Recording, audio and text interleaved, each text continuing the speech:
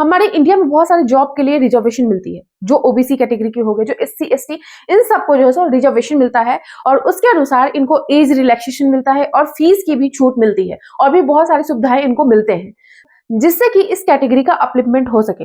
लेकिन बहुत सारे ऐसे कैंडिडेट हैं जिन्होंने रिजर्वेशन के अनुसार फॉर्म तो भरा है, मतलब एज रिलैक्सेशन उन्होंने लिया है, पैसे की भी छूट मिलती है उस पे के अनुसार भी उन्होंने फॉर्म भरा है, लेकिन कभी कभी क्या होता है कि इन स्टूडेंट का मार्क्स जो है सो जनरल कैटेगरी के लास्ट सिलेक्टेड स्टूडेंट से कुछ ज्यादा आता है। लेकिन जो इस रिजर्वेशन कैटेगरी के जो स्टूडेंट उनका लास्ट सिलेक्टेड कैंडिडेट से कम मार्क्स आता है, तो ये डिमांड करते हैं कि हमें जनरल कैटेगरी के अनुसार सीट मिलना चाहिए। तो इस मामले में सुप्रीम कोर्ट ने बहुत बड़ा जजमेंट सुनाया है। सुप्रीम कोर्ट का ये कहना है कि ऐसे स्टूडेंट जिन्होंने रिजर्वेशन से फॉर्म भरा है, मतलब उसका फायदा उठाया रिजर्वेशन का, उनको जनरल कैटेगरी में जॉब नहीं मिलेगी, जनरल कैटेगरी में सीट नहीं मिलेगी। सुप्रीम कोर्ट ने इस फैसले को ब्लॉक कर दिया है। मतलब अब से इंडिया में कोई भी कैंडिडेट जिन्होंने रिजर्वेशन से फॉर्म भरा है और वो डिमांड कर रहे हैं कि उनको जनरल कैटेगरी का सीट चाहिए, तो वो इसके लिए एलिजिबल नहीं होंगे। तो सवाल ये है कि ऐसा क्या हुआ कि सुप्रीम कोर्ट को इसके ऊपर फैसला सुनाना पड़ा, आखिर मैटर क्या था?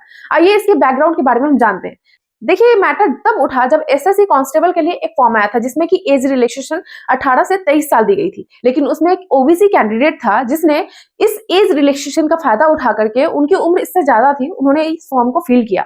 उसके बाद उनका जो मार्क्स आया वो जनरल कैटेगरी के लास्ट सिलेक्टेड जो कैंडिडेट थे उनसे ज्यादा आया, लेकिन जो ओबीसी कैटेगरी थे जिनको रिजर्वेशन मिला था उसके लास्ट सिलेक्टेड कैंडिडेट से कम आया, जिसकी वजह से वो ओबीसी कैटेगरी में एलिजिबल नहीं थे, उनको सीट नहीं मिली। तो वो इस मैटर को लेकर के हाई कोर्ट के पास पहुंचे कि उनका मार्क्स जो है सो जनरल कैटेगरी के लास्ट सिलेक्टेड स्टूडेंट से ज्यादा आया है, तो उन्हें जो है सो जनरल कैटेगरी के अनुसार सीट मिलनी चाहिए, जॉब मिलनी चाहिए। तो हाई कोर्ट ने उस कैंडिडेट के पक्ष में फैसला सुनाया कि आपने जो है सो जनरल कैटेगरी के लास्ट सिलेक्टेड कैंडिडेट से ज्यादा मार्क्स लाए, इसलिए आपको जो है सो इसके अनुसार आपको जॉब मिलेगी, इसके अनुसार आपको सीट मिलेगी।